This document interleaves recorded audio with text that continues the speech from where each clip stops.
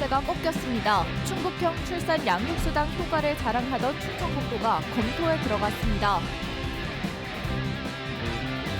청주도심 카지노 입점이 본격화되고 있습니다. 반대 측 시민단체 압박이 거세진 가운데 이달 중 청주시의 첫 판단이 나올 예정입니다. 5년에 한 번인 제5차 국가철도망 계획 수립을 앞두고 충청북도가 22조 5천억 원 규모의 철도 사업 10건을 정부에 건의했습니다. 자연에서 자전거와 카누도 타고 걷고 달리는 이색 레포츠 축제가 충주에서 선보였습니다. 지역의 새로운 관광 상품으로 기대를 모으고 있습니다. 네, 시청자 여러분 안녕하십니까? 계속해서 MBC 뉴스투데이 충북입니다. 충북은 지난해 전국에서 유일하게 출생아 수가 늘어난 지자체입니다. 이에 충청북도는 1,000만 원의 출산 육아수당을 비롯해 과감한 김영환 지사의 정책이 효과를 냈다고 자평했는데요. 하지만 올해 들어서는 출생아 수가 갑자기 줄기 시작했습니다. 어찌된 일일까요? 이지현 기자가 전해드립니다. 지난해 충북은 전국에서 유일하게 출생아 수가 늘었습니다. 1년 전보다 148명 늘어나 7,600명을 기록했습니다.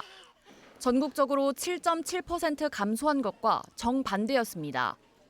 충청북도는 지난 1월 이 같은 사실을 발표하며 자축했는데 김영환 지사 공약 사업인 출산 육아수당과 과감한 지원 정책 덕분이라고 분석했습니다. 출산 육아수당 1,000만 원 지급, 임산부 이후 조례 제정 등의 혁신적이고 과감한 임신, 출산, 친화 정책의 효과라고 보고 있습니다. 하지만 올해 들어 출생아 수는 다시 감소하기 시작했습니다. 지난 1분기 충북 출생아 수는 1,913명으로 1년 전보다 7.3% 줄었는데 같은 기간 전국 평균보다 1.1%포인트 더 낮았습니다. 충청북도는 지난해 많이 올라 상대적으로 오르기가 더 어려운 기저효과가 발생한 게 가장 큰 이유라고 분석했습니다. 수당을 주는 시점이 달라진 것도 영향을 끼친 것 같다고 설명했습니다. 출산 육아수당이 보건복지부 협의에 따라서 지난해에는 0세 지급되었는데 이제 1세부터 지급하기 때문에 그런 걸 좀 원인으로 이렇게 보고 있습니다. 다른 시군 사례를 살펴봤습니다. 첫째 1,200만 원, 셋째 5천만 원으로 출산 장려금을 파격적으로 올린 괴산군이 합계 출산율이 가장 낮고 돌봄 시설을 강화한 증평군이 청주를 제치고 합계 출산율 1.07명을 기록한 건 시사하는 점이 많습니다. 출산 장려금을 100만 원 줄 때 합계 출산율은 0.03명 증가하지만 돌봄센터, 공동육아 나눔터 같은 인프라 예산을 100만 원 줄 때는 0.098명 증가한다는 연구 결과도 있습니다. 전문가들은 현금성 지원을 늘리면 다른 시도 인구를 일시적으로 가져올 뿐 전체적인 출산율을 높이는 데는 효과가 없다고 말합니다. 현금성 급여를 확대하고 그거를 일시적인 출산율의 반등이라든지 출생아 수의 증가를 시적으로 삼는 그런 근시안적인 정치 문화 풍토는 이제 좀 사라졌으면 좋겠다. 충청북도는 연구 용역을 진행해 출산 육아수당이 얼마나 효과가 있는지 따져볼 예정입니다. MBC 뉴스 이지연입니다. 청주 도심의 카지노 입점 움직임이 본격화되면서 시민단체 반발도 거세지고 있습니다. 카지노 입점을 위해 사업자 측이 낸 건물 용도 변경 신청과 관련해 청주시는 이달 안에 결론을 내릴 예정입니다. 전효정 기자입니다. 아파트와 학교가 밀집한 청주 도심의 한 호텔입니다. 여기에 외국인 전용 카지노를 운영하기 위해 지난해 말 강원도의 한 카지노 업체가 임대차 계약을 맺었습니다. 그리고 지난달 22일 판매시설인 건물 2, 3층의 용도를 위락시설로 바꿔달라는 용도 변경을 청주시에 신청했습니다. 문화체육관광부의 최종 승인에 앞서 변경할 업종에 건물 용도를 맞추는 행정 절차에 들어간 겁니다. 관련 부서에 협의 요청했고 관련 부서에서 회신 오면 그 회신 온 문서에 각 부서 의견과 저희과 전체적인 의견을 달아서 회신할 예정입니다. 호텔 반경 650m 안에 있는 학교가 6곳. 청주도심 카지노 입점에 반대하며 범비상대책위를 꾸린 시민단체들은 거듭 피켓을 들고 모였습니다. 특히 교육환경권 훼손을 우려하며 청주시와 교육청의 불허 결정을 압박하고 나섰습니다. 행정심판과 소송 등도 예고했습니다. 현행법의 허점을 핑계로 카지노 입점을 허용한다면 86만 청주 시민은 이범석 청주시장을 결코 용서하지 않을 것임을 명심해라. 호텔 측은 지역의 경제적 순기능도 있다는 입장입니다. 강남 클럽 안에 카지노 산업으로 보지 이거를 어떤 도박으로 보진 않거든요. 카지노 이 산업이 외국인 유치에는 도움이 되는 산업이라고. 충청북도교육청도 카지노 입점에 반대하며 카지노 시설을 교육환경보호구역 내 금지시설로 포함하도록 교육부에 요청했습니다. 청주시는 교육청과 소방서 등 관련 부서와 기관의 의견을 종합해 이달 안에 호텔 용도 변경 여부를 결정할 예정입니다. MBC 뉴스 전유정입니다. 충북대가 정원 증원의 반발에 수업을 거부하고 있는 의대생들에게 2학기 등록을 하지 않으면 재적 처리하겠다고 밝혔습니다. 충북대는 학사 안내문을 통해 정부 방침에 따라 동맹 휴학 신청은 불가하다면서 2학기 미등록으로 제적되면 재입학이 불가능할 수도 있다고 경고했습니다. 또 학생들이 지금이라도 수업에 참여한다면 문제없이 학업을 이어갈 수 있도록 유연한 학기제 운영과 계절학기 수업 등을 준비하고 있다고 덧붙였습니다. 배달과 택배, 대리운전 기사들이 폭염과 폭우에도 쉴 곳이 없다며 이동 노동자 쉼터 설치를 촉구했습니다. 민주노총 라이더 유니온 충북지회는 어제 청주시 임시청사 앞에서 기자회견을 열고 이동 노동자 쉼터가 전국 58곳에 있지만 충북에는 한 곳도 없다면서 2021년 제정한 조례에 따라 청주시가 휴식 공간을 제공해야 한다고 주장했습니다. 이에 대해 청주시는 쉼터 설치에 예산이 많이 들어 간이 쉼터 등 여러 형태를 검토하고 있다고 밝혔습니다. 최근 충청권 4개 시도가 전국 최초로 특별지자체 설치 승인을 받으면서 광역교통망 구축에도 힘을 받게 됐습니다. 충청권 어디나 통하는 철도망, 또 국토 사방으로도 뻗는 철도망을 놓는 것이 핵심인데요. 전국적으로 워낙 치열하게 경쟁하고 있어 철저한 준비가 필요합니다. 이병선 기자입니다. 충북과 대전, 세종을 잇는 충청권 광역철도는 4차 국가철도망 계획에 이미 반영돼 민자 적격성 조사 절차가 진행되고 있습니다. 최고 시속 180km, 평균 80km 이상의 급행 열차가 대전에서 청주공항을 오가게 되는데 추가로 청주공항에서 청주 도심을 거쳐 대전 신탄진까지 제2의 광역철도를 놓자는 게 충청북도의 계획입니다. 도심 지역은 지하로 달리는 광역철도를 놔 충청권을 순환하는 철도망을 완성하자는 겁니다. 충청권 광역 급행철도와 더불어서 이제 대전, 세종, 청주에 순환형 광역철도망을 구축하겠다라는 구성입니다. 그래서 충청권 메가시티를 완성하는 데 최대한 기여를 하겠다라는 취지에서 구성.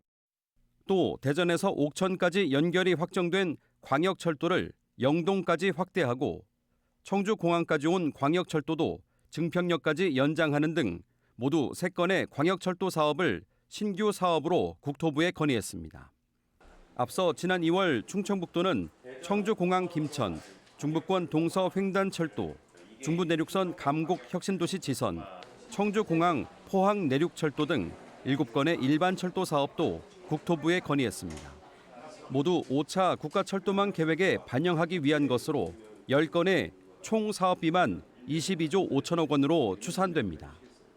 철도 사업은 국가철도망 계획이 반영이 돼야 시작을 할 수 있는 거고요. 반영이 되면 그때부터 이제 국비도 확보를 하고 또 행정 절차가 나가고 공사가 진행되는 거라서.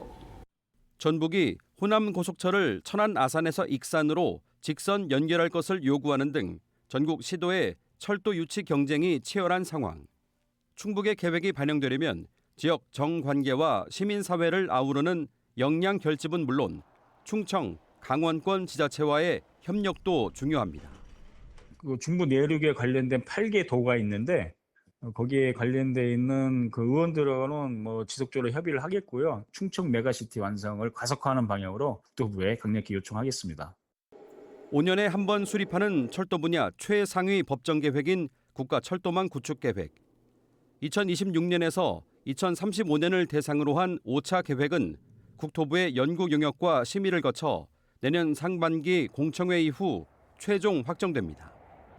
MBC 뉴스 이병선입니다. 더불어민주당 충주지역위원장 인선이 보류됐습니다. 더불어민주당은 그제 당무위원회를 열어 충북지역 7곳의 지역위원장을 의결했지만 4명이 신청한 충주지역위원장은 절차에 문제가 있다는 이의를 받아들여 이번 주 중 다시 회의를 열기로 했습니다.